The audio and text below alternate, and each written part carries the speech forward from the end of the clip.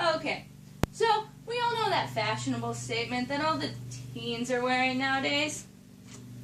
Paracord bracelets. They started out as a military survival bracelet. So, if a military person or a rock climber ever fell down a hole, they have at least 16 feet of rope that can hold up to, in this case, 550 pounds. Everything you need you can buy at any basic Walmart, craft store, wherever you can find lighters. I prefer the long-handled ones so I don't burn myself nearly as easily. Scissors. Paracord. You can buy it in any strength. In this instance, I have 550 here, so that means it will hold up to 550 pounds. For my larger projects, I prefer 850. And clips. Any size, any color, your personal preference. I went ahead and started it just a little bit to skip over the most tedious portion of this whole thing. You slide your paracord through your female portion of your clip and melt the ends together. I prefer melting just because it tends to look a little bit better and last a little bit longer versus braiding. On the inside of your paracord, there's 7 strands.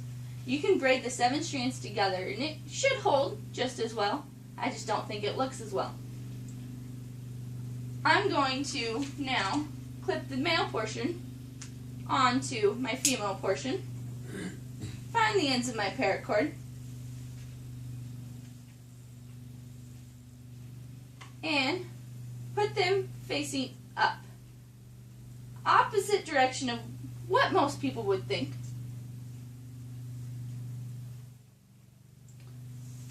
Once you've done this, you're going to measure it. I personally prefer to use someone else's wrist just because paracord does have a tendency to slide. It is recommended to use 8 feet per bracelet just because for every inch of a cobra stitch, which is what we're doing here, it takes approximately 6 inches of paracord to do. You don't want it so tight that it's like going to be an actual bracelet, but you want it tight enough that once you put the actual stitch on, it makes it tighter. So, I've got my base, which is going to be my 2 inner cords. I'm not going to do anything with them. They're just there. I'm going to have pink as my straight line colors, pink in this instance, and purple as my bubble colors, the blue in this instance. I'm going to make what I like to call a 4. 4. Purple goes over, stick my hand through the pink, grab the purple behind, make sure it goes behind so it can actually make the knot.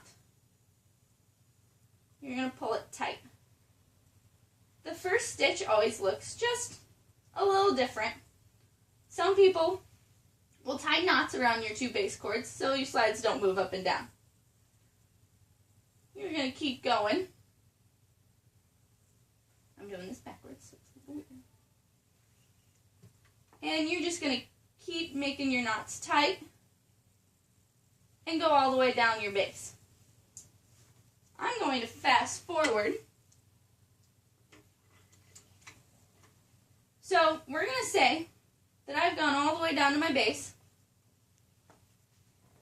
And to finish it off, like this ends, for instance, I'm going to cut my strands almost as close as possible to my bracelet.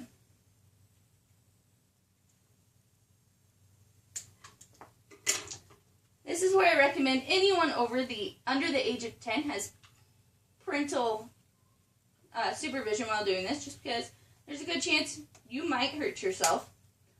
The paracord, when it is melted, will actually turn into a plastic-like material and stick to things. I like to take my scissors, push it down, make sure it's actually sticking to something. Go to the other side.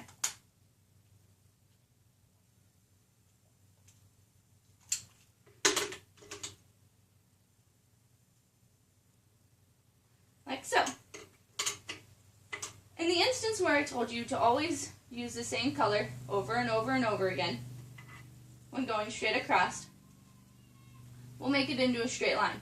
If you don't do that, you're going to get something that looks like this, a twisted mess. I personally think it looks a little cool, but for a keychain, not for a bracelet. Now that you know how to make the basic cobra stitch and how to make a paracord bracelet, you can find thousands of other patterns to do and thousands of other projects. Thank you.